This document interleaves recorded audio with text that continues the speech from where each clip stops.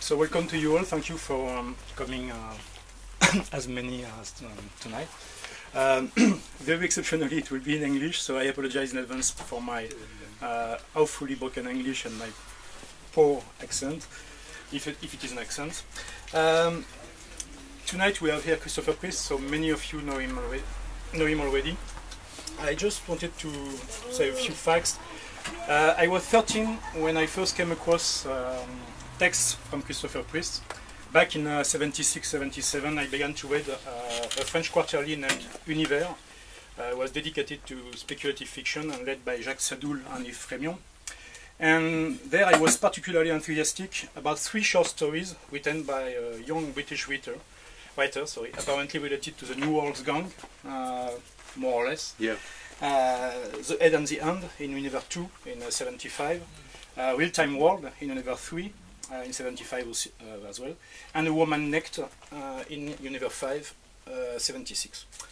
Shortly after, I read his magic first sentence from a novel, a sentence that was to become one of the most famous in the science fiction literary universe. I had reached the age of 650 miles. And that was the beginning of a long love story with the writings of Christopher Priest. In the following years, I loved similarly A Dream of Wessex and The Affirmation. But then came a time when, for various reasons, I began to read less and less science fiction for a while. It is only relatively recently that, while having followed from a distance the success and the glory of the author, I read at last more recent novels, due notably to the enthusiasm of my friend and avid reader, Nebal, who is there. So he shares the culpability. Come back. And with the glamour, the prestige, and the separation, I realized that the legend was totally alive and quite kicking. So this is with utter delight that I can today welcome a living legend, Christopher Priest, in our small, but we think so nice, Charybde bookshop. So, thank you.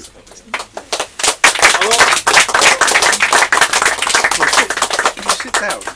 I'm feeling sort of everyone's bigger than me.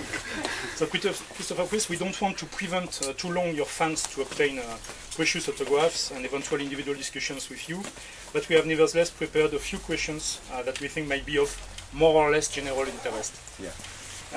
So the first one, from your early texts to your most recent ones, you have been questioning relentlessly the nature of the reality and the perception of it. So this is probably one of the greatest literary interrogations, and it can be devised from many different angles, as you demonstrated yourself during your career. However, how did it come that you conducted this quest from a science fiction point of view, in other terms? How and why did you enter the science fiction field rather than the mainstream literature back when you began to write? Okay.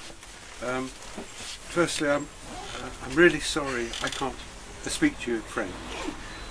Does everybody speak English well enough to understand? Yes. You're okay. I'm really embarrassed because it's the condition of being English. You're taught French at school, but you're not told what French people say. So when you come to France, you find you can't understand it. Well, I began writing science fiction because I loved it.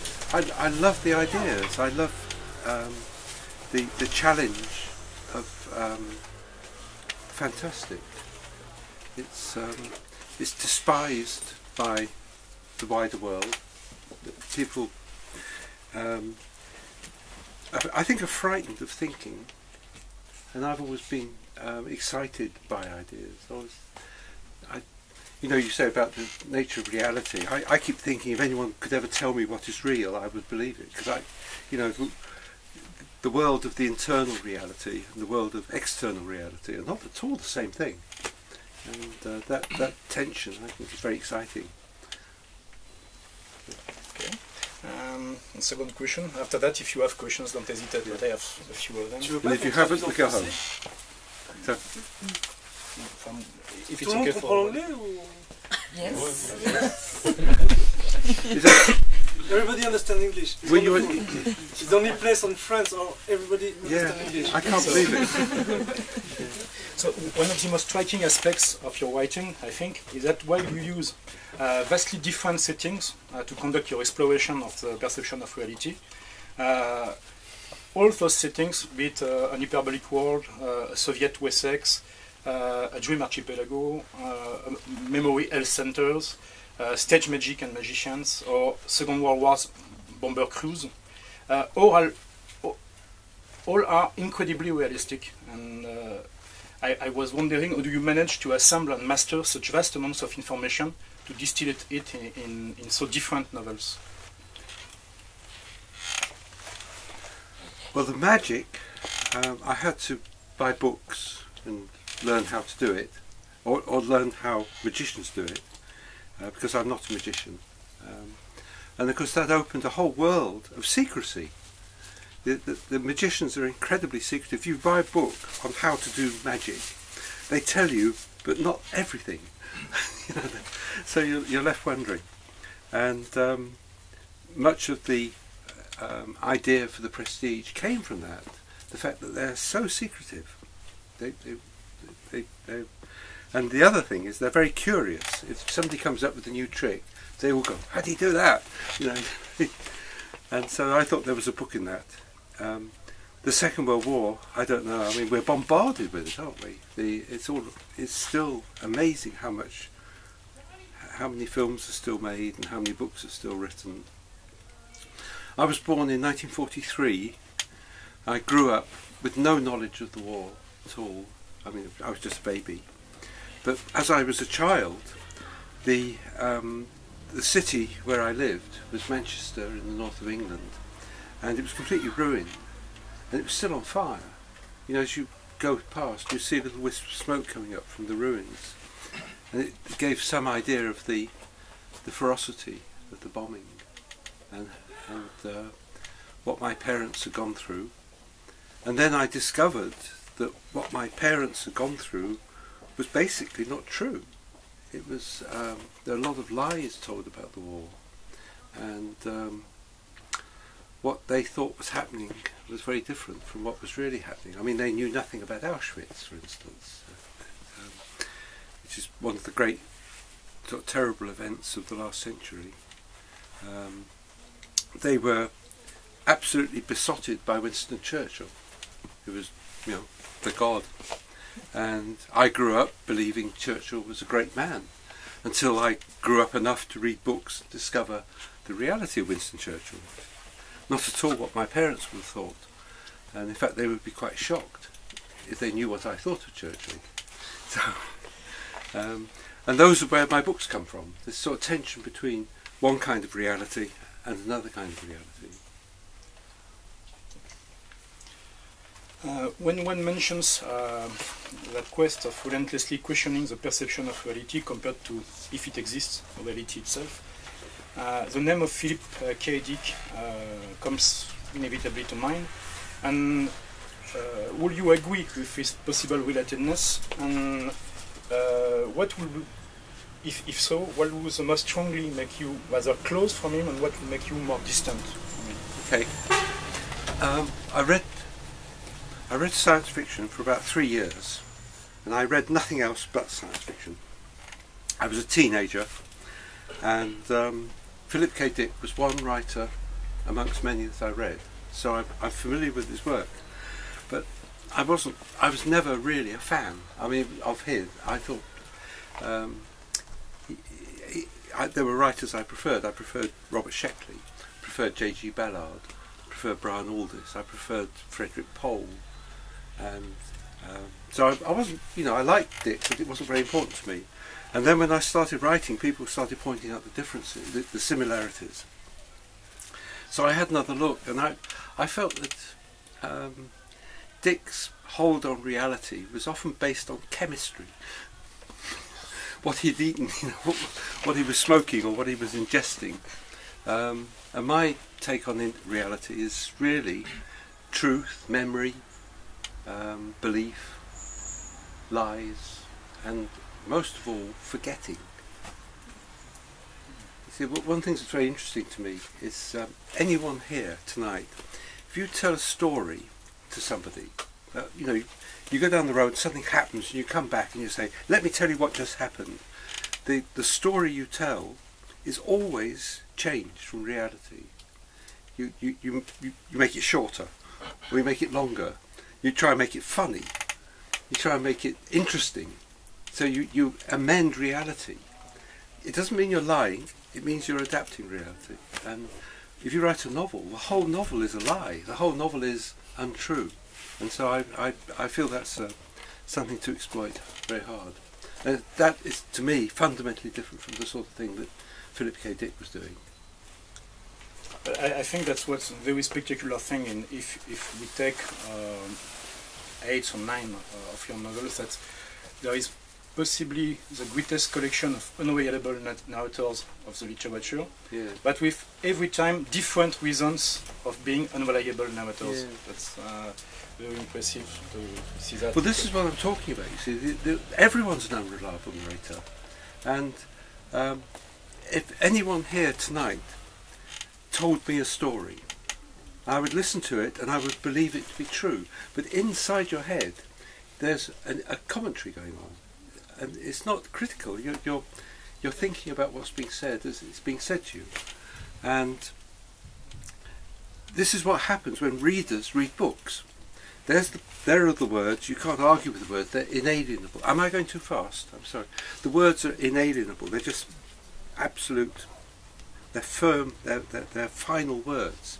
But everyone who reads a book reads it differently, and the reason they read it differently is because the commentary in their head is theirs, and so the product of the book is a kind of code. It's a sort of, the words are releasing images in the reader's mind, and when people put a book down, of course they can't remember the words because there's too many, but what they can remember is what they thought, and that's the real thing, and that's what excites me, and that's why unreliable narrators come into books, because they are in a way telling the truth, because the like a straightforward romance novel is very clear. They meet, they fall in love, things happen, and then they, and there is no doubt what happens, it's all true. But in life, nothing's like that. In life, everything's really uncertain. So my unreliable narrators are an attempt at reality. Yeah, but you have, especially sometimes in the same book, that narrator who is telling the truth, absolute truth from his point of view, Yeah. but a second narrator instills doubt and shows, well, it's telling something totally different or subtly different. And that's where it's in those interstices. But if I say to something, you, I've just been on holiday, and I went to Spain, and I flew to Alicante, and I stayed in this hotel, and I visited this museum, and I went in the sea, and I drove a car, and I did all. It could all be totally true. But what I don't tell you is I took your wife with me. Yes, exactly. But that was probably one of the most spectacular, is in The Prestige, Yeah.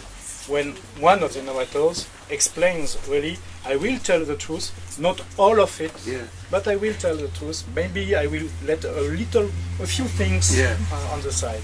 And he tells that very honestly, so we are warned, there is no surprise on the trick, and it's magic because the trick functions perfectly while Yeah. we know there is a trick.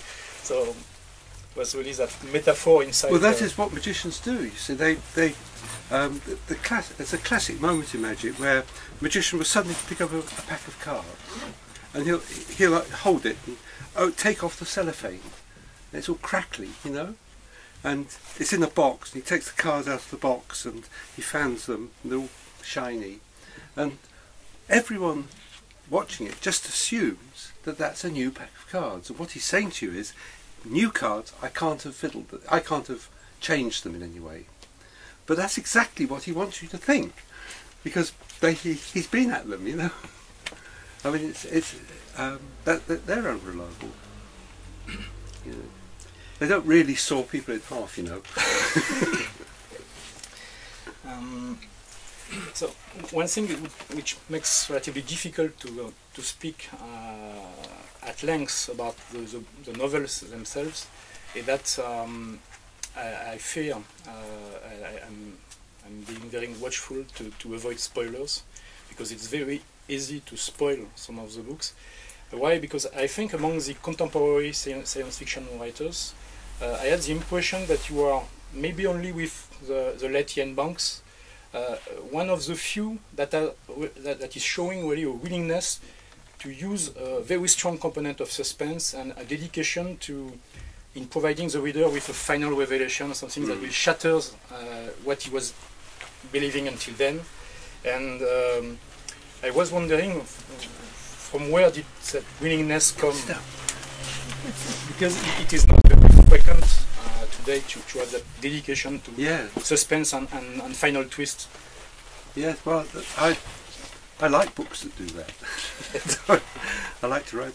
I mean, I'm quite old-fashioned now, and I think that those were the kind of books I enjoyed when I was younger, and that's why I'm doing them now. But I suppose in due course I get old and die, and people won't do them anymore. But I'm glad to hear you say that, because I mean, in the affirmation, the La Fontaine Petrifiant, there is a revelation that comes towards the end. In fact, it's not a real revelation because all the information is in the book. You know, you can anticipate it if you've been reading closely, but most people don't read closely, and that revelation comes as a great surprise to many people. And when I was writing it, I kept thinking, how much longer before I can do it? You know, looking forward to that moment. But sometimes, and not for that, your current publisher, I think, is doing a very great job in the French publishing. But on the Inverted World, so back in very old days, the French publisher, as I remember, did suppress the initial quotation because he thought that was revealing too much. Things, because there was a poetry quotation in the English edition, and never in the French edition, because that might give something to the reader. While I think most of the time readers don't pay attention. I don't think they pay to that. Now, I had a similar thing with Christopher Nolan and The Prestige, and I mean, the thing was, I wrote The Prestige 12 years before the film was made, and it'd been on sale. It'd been sold in 20 countries. It had been in print. It was there for anyone to buy. And when he made the film, he stopped the publishers from doing an edition because he said, I don't want it to spoil my film. That's exactly the joke. On my film. That's that joke on the social networks recently about that guy George Martin who is spoiling the series with his books. Yes. Oh, that's right. Yeah. I have a question from somebody who could not attend tonight, but transmit that question. It's about the Islanders. And how did the formal idea of a touristical guide come to you? Weren't you afraid that might frighten the reader, a touristical guide? And it is the book where you explore the most the Dream Archipelago, but despite that you only touch the surface of some of the islands. Does it mean that you will return there? Yes, but not with that kind of book. The thing was, I wrote most of the Dream Archipelago stories about 35 years ago. I mean, really quite old. The first edition of the Dream Archipelago is French. It was published by a publisher called Latte, who I think is no longer in business. It was published in you've got no. No, we have phase one. No, it was published by Jean-Paul Lattès in 1981, and it consisted of 5 novellas, and that was the first time it appeared. And after that happened, I stopped writing Dream Archipelago. I thought it was over. But then a few years later, I got interested again, and I started writing more stories. And then I found I couldn't remember what the old ones said. And there were all sorts of information about the islands that I was getting all confused with. So I did a little spreadsheet on my computer of what I knew about each island. And I thought, oh, that's a book. I thought, how nice to do a kind of guide. So I sort of, the Lonely Planet books or the Rough Guide. I thought I'll do a guide to the islands. You know, where the best place to get laid, the best place to go surfing, the best place to, you know, the good restaurants and the cheap hotels and all that. But after a few of those, I got a bit bored, so I started making a novel out of it. So, yeah, just like Le Routard in France. sorry? In France, that's the Guide de Routard. Yes. That's Yeah. the only planet. But the novel I'm writing at the moment is set in the Dream Archipelago, but it takes a completely different view on it. Also about the Islanders, with all its artists as protagonists, there is a strong possible parallel with Ballard's Vermilion Songs. Was it the intention, or is it only readers, my friend, interpretation? Me. Yeah, yes, I mean it is Ballard. There's also Bolaño. Have you read Bolaño? Roberto Bolaño? Yes. Chilean writer. Actually, 5 months ago we made a special evening dedicated to Roberto Bolaño. All his books Roberto are about Bolaño, poets and artists and things, and you know, he's got a book called The Savage Detectives, which is about a group of poets. 2666, great masterpiece. It's all about literary critics trying to find a novelist. You know, so I think the who was it who said poets? Was it Jean-Paul Sartre said that the poets are the legislators? That, you know, the poets are the legislators of ordinary people because they speak to the mind. And I hate politics. I hate politicians. I hate everything to do with big business and everything. And I believe that the important people in this world are writers and artists and singers and dancers and musicians. And the artists are the important ones because they're the ones who move people. So that's my Dream Archipelago. It's about that. I'm sorry, I'm turning my head away. Can you hear me all right? Yeah, it's obvious, you know, I want to answer the man who's asked the questions. Fugue for a Darkening Island will be republished in France in a few weeks. Gilles Dumais indicates to everybody that you deeply rewrote the novel. Can you tell us a bit more about that? Or not? Yeah, yes.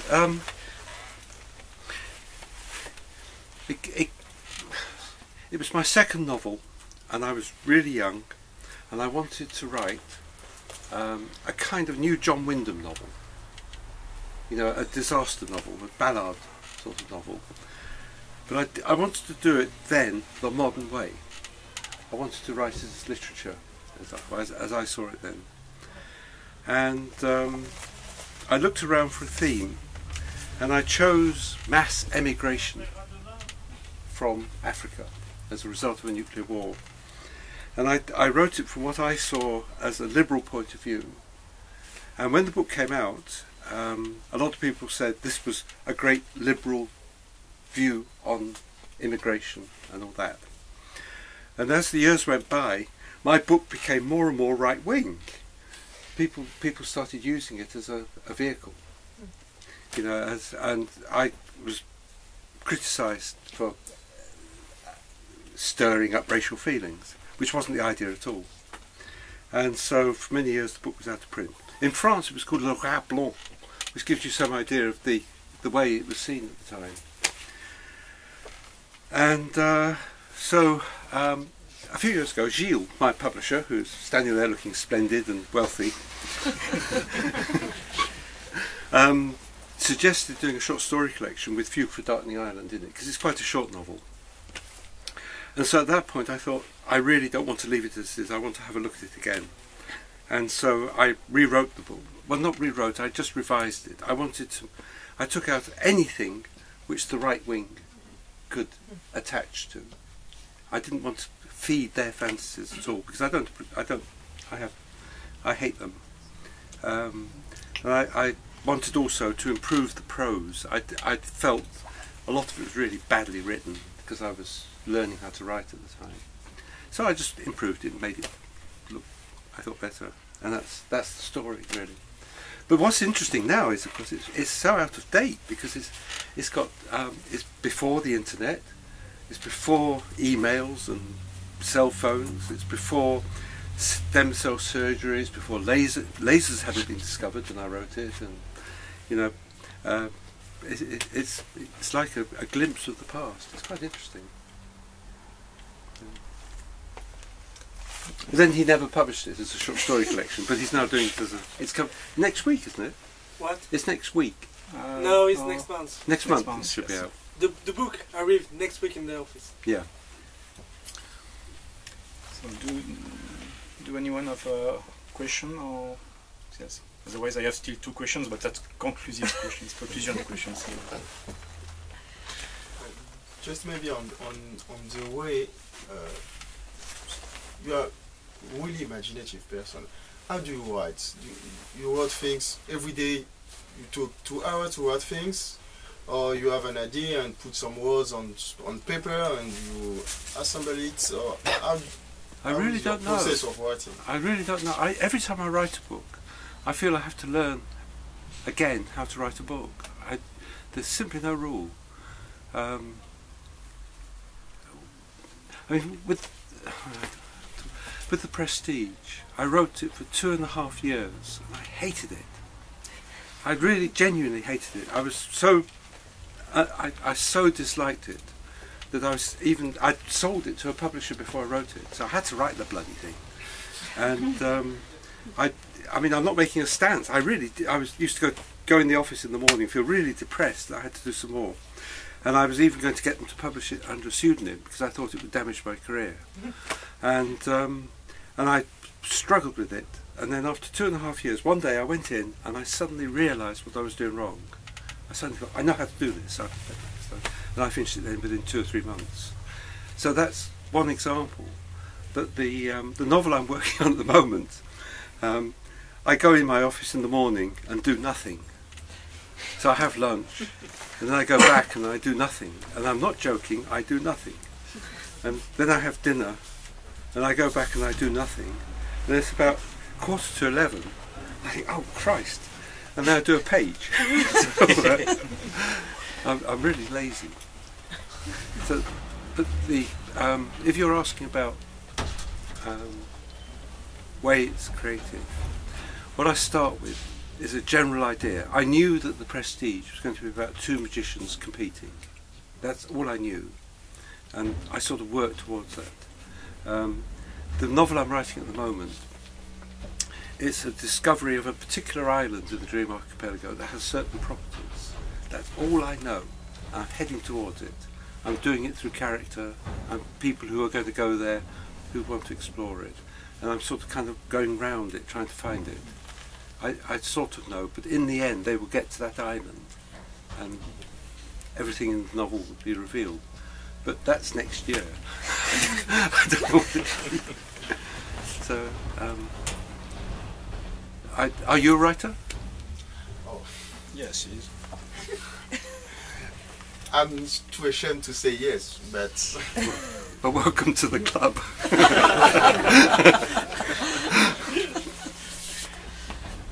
Yeah, I mean, I'm really admirative about people who write such science fiction novel, because for me it's easier. I'm sure I'm wrong, but I consider that it's easier to write about everyday life, because after all it's just mainly observing people and producing things you see every day.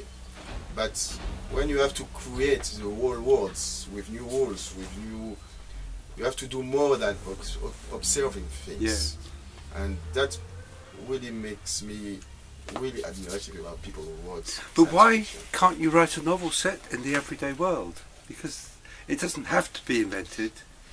I mean, I've never written anything on another planet. Yeah. Because I don't believe in space travel. I think space travel is a lot of trouble and it kills you. So I don't believe in aliens. I've never written about aliens. So all my novels are set here. You know. And the inventing the details, I personally only invent that which I need. So if there's a new kind of telephone, I invent that telephone. But that's simply for that moment. Just you see, if you go through some of the novels of Christopher Priest, and it is actually classified as science fiction, and it has strong roots in science fiction. But most of them are incredibly realistic in their details, in their way of describing. An example, in a song of Wessex, you have scenes of surfing on a very special wave. But that are, you might imagine you are, I don't know, in Brighton or in somewhere like that with surfers in summer. But the context is totally different, and the intrication of the different levels of reality or non-reality is a striking thing. But the details are in a very realistic way. It's not space travel science fiction, except for one book which is about space travel, which is Inverted World, of course. Yes, yes. But that's the kind of metaphor. Well, it was for anti-spoiling. Yeah. No, I mean, my new novel, which is called The Adjacent, which won't be out here for a couple of years because it hasn't been translated yet. The opening sequence is set in a near future in which climate change is really kicking in, and it's set in Britain, and I describe. I think it's set in September, and a series of storms are coming in, and they're called in this world temperate storms, but they're in effect hurricanes. And they come in, they smash everything to bits, and people start clearing it up. Next week another one comes in, and there's so many of them they give them names in alphabetical order like they do in America. And that book was written, I think I finished it a couple of years ago, but I think it was the same here in France. The weather through last winter was exactly that, a series of storms that came in from the Atlantic, one after the other. In Britain there was, I think there was something like 25 storms. It's quite extraordinary. You know, you'd recover, you'd have a day of blue sky and no wind, and the next day it came in again, and they were winds which seriously destroyed things. I mean, a lot of houses were destroyed, and I'm sure the same is true here in France. Would that be the same? Yes. And I mean, I wasn't trying to predict them. It's just, to me, the climate change doesn't mean things are just going to get warmer. It means the whole thing is going to become a complete mess, and we're going to have colder winters, hotter summers, and then colder summers and hotter winters. You know, it's going to be unpredictable. But if you just think about it for a bit, that's all it is. It's just imagining what is available to us already in the information from newspapers and other books. Anyway, good luck. Other questions? As we're talking about the prestige, and following the question about ideas, do you throw away a lot of what you write? No. Or, no. Never. Waste not, want not. I mean, I edit, but... So when you found out that something was bugging you in the prestige, did you have to throw things away? Or? When I found out things were... Yeah, you were not... When I was rewriting? Yeah. Well, the thing was, it was the voice. The voice is the voice in the writer's head that writes the sentences, and they were just kind of... You know, it was horrible. And so the book that I wrote was based on the one I'd already written. It was the same sequences. But there's one of my novels called The Separation. And I did a big chunk set in the USA. Oh, let's get one. And it detailed a train ride across from Texas up to somewhere else. And I came up with this idea of sort of huge trains, big trains, about 7 kilometres long, with big carriages, and there would be not just restaurant cars and hotel cars, but there would be sort of strip clubs and libraries and armed guards at every door and everything. And I really enjoyed this, and I sent it across America, and it went on for about 10,000 words. And I thought, what the hell does this have to do with it? So I threw that away. That was unusual. Anyone over here? Other questions? No. No. Sorry. How has the internet changed your way of writing? Well, I can't remember what it was like without the internet. Isn't that a weird thing? You must all feel that. What the hell did we do without it? You know, how do we kill time? And it's an extraordinary thing. And so I think we're all sort of children of an age. It's quite interesting. It's very exciting. I think in 100 years' time, this historical era will be seen as some kind of social revolution in the way like the agricultural revolution, the industrial revolution, the digital revolution is what we are actually part of. And because we don't know where it's going to go, it's very exciting. You know, but I used to have a typewriter, and I can't imagine. You know, didn't have a spell checker. Did you find time too long waiting for the internet? Sorry? Didn't you find the time very long waiting for the internet to happen? Yeah, I was in the internet very early. I was using the internet from a very primitive form from about 1985, and I don't think the World Wide Web started till 1990. 94. Sorry? Something like that. But I mean, I think the main thing that's changed is research. Is the access to information. I think of as Google and all the websites as a huge encyclopedia of facts. I mean, you look up anything, you know, anything. You can look up lyrics of pop songs written in 1940. You just think of it and it's there. And this is fantastic.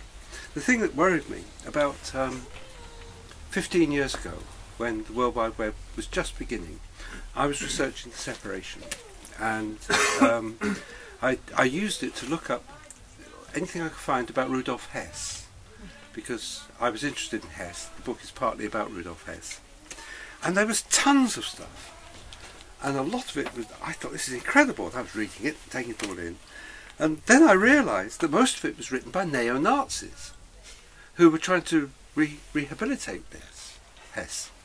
And I thought that was really sinister, because I had books which I could refer to, and I started to realise that a lot of what was on the internet was untrue. So I was in a position to judge it. But I started thinking, well, what about children who don't have that information? They're going to grow up, as they have done, with instant access to information. And that worried me for a long time. I thought that might be a serious danger, that lies will be spread. But I don't think it's happening. I think most of what you find on the internet is now reliable, or at least testable. You can take something and believe it long enough that you can check it elsewhere. But that's really the biggest change, is being able to look up things. Pointing that at me. So maybe one last question. Compared to the literary landscape as it was when you began to write, will you have the feeling that today borders between mainstream fiction and genre fiction are more permeable than they were, or not that much? They're changing, because the thing that's changed most is cinema. That 20 years ago, science fiction was a genre. It's now mainstream cinema. I mean, Hollywood now makes science fiction films, and a few others. And so most of the ideas and images and plots that were for a time found only in science fiction short stories or novels, they're now out in the open. Everyone's using them, everyone knows them. There's and of course much of it is rubbish, but then much of everything is rubbish, and it's kind of difficult to the quality of filmmaking in particular is now so high. The quality, you know, what you see on the screen is so impressive. I would give an example straight off of Inception. Now, I think Inception is one of the worst films ever made. That's my view. I think it's rubbish. It's badly written, and it's boring, and it's full of people saying is this real or is this a dream?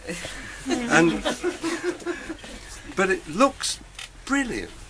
It's such a beautiful film to look at. The scene of the shore breaking up as the waves come in is fantastic, and the scene where Paris sort of turns over, and you see things you've never seen before in your life.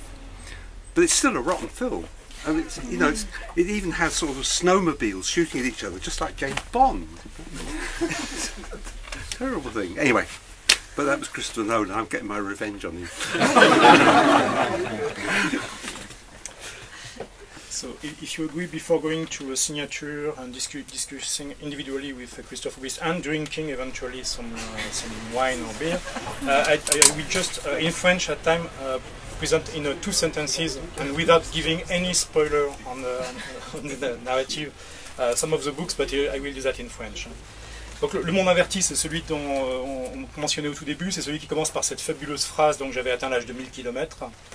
Et en fait, il y a une immense cité qui se déplace sur des rails, qui chaque matin en fait enlève les rails derrière elle et les remet devant. Et le livre, il s'agit de découvrir pourquoi ils font ça. Je caricature à mort, hein, mais c'est génial. Le glamour, ça, c'est par rapport à ce que disait tout à l'heure Christopher, c'est vraiment un des plus centraux sur les questions de est-ce que c'est la mémoire qui fait l'identité, l'existence d'une personne, qui lui donne sa réalité, ou est-ce qu'elle existe indépendamment de sa mémoire. Donc c'est vraiment un travail de multinarration autour de, comme toujours, hein, qu'est-ce qui est vrai, qu'est-ce qui n'est pas vrai, mais c'est autour de quelle valeur je peux accorder à un souvenir que j'ai l'impression, moi, qui est parfaitement vrai, et en fait, peut-être pas, ou peut-être que oui, enfin, c'est compliqué.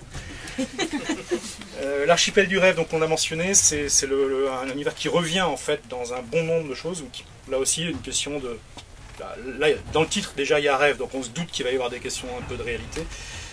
Et donc les Insulaires en est le guide de voyage en fait pour se rendre dans l'archipel du rêve, pour savoir où effectivement sont les bonnes boîtes et où on peut danser et faire d'autres choses.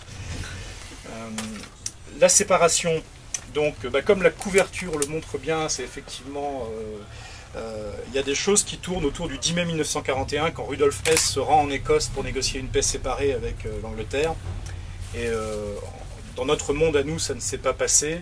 Est-ce que ailleurs ça s'est passé? Enfin, c'est difficile à dire. Et il faut attendre la fin du livre pour savoir si on peut répondre à cette question. I'm enjoying this.